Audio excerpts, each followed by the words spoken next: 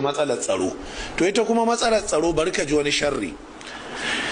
Idan 12 dare barawo ya shigo gidanka kuka ta dambe, karfe 3 ka kayar da shi ya gudu, to in gari ya waye ba wata alama fa ta kayi wani abu jiya da daddare na ci gaba, ba wani ci gaba da ka kawo a gidanka, ko za a waye gari a ga gidan da fenti.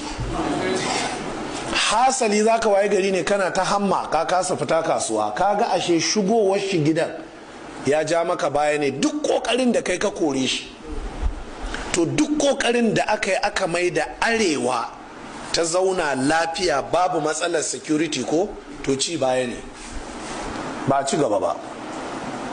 Don kamar mutum ne ya fasa maka gilashin mota, sai aka je aka sai sabo, sai aka daura maka, sai kai ta murna ka sa sabon gilashi, ka zama wawa. ɗazun ba ta da gilashi ne, tana da shi, to me ka bata maka lokaci yayi. So da haka yanzu in aka je duk abin da za a yi focusing shine kawai matsalar security a arewa. Abin da suke ta faɗi kenan. In an je da an zo sauran wurare sai ana maganar developmental abin nan projects, ilimi, asibiti, magunguna, lafiya, titina da sauransu. Arewa kuma sai a ce kamar matsalar security a arewa. Kuma su gaya muku gaskiya, yanzu jiya an harbi 'yan sanda a Kaduna guda 3, sun ce suspected members of the Boko Haram. Su faɗa muku an kama yaran su faɗi waye turo su, a sa su a rediyo a ji, ba za a yi ba. Su faɗi gaskiya, su faɗi gaskiya.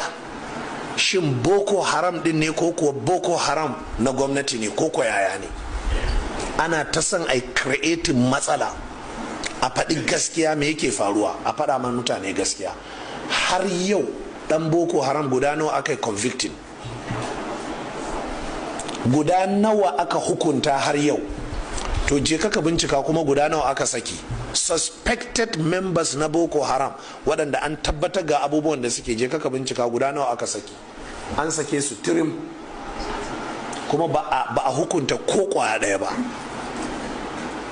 'Yan sandan in ka zauna kana hira da su sai su ce sai sun kama masu bama-baman nan hannu ram, sai kawai sai a yi musu waya, sai a ce za a tafi da wani Abuja.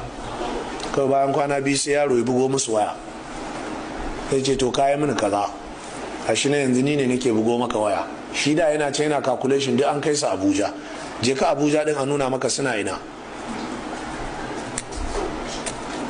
So abin da yasa nake muku wannan magana shine abin da ake so yanzu aka ruda arewa da matsalar security. Shi yasa shi Kwankwaso a cikin dariƙa shi ta Kwankwasiya sai yau kan shi fatawa, ba zai magana Boko Haram ba zai magana insecurity ba, kap sai ya rufe bakin shi. Duk abin da zai faru sai ya ki magana. Wannan ma yana daga cikin muskilanci mai ma'ana, ya ki maganar gaba daya. Wannan yana daga abin da ya bata musu rai. An so ne in an yi kaza ya magana, in an sai ai ta yin abin shikenan sai ai setting back. Yanzu ku je duk arewa babu jihar da ake mata aiki irin abin nan ne, irin jihar Kano. To saboda haka jama'a mu dawo cikin taitayin mu. Ina ba ku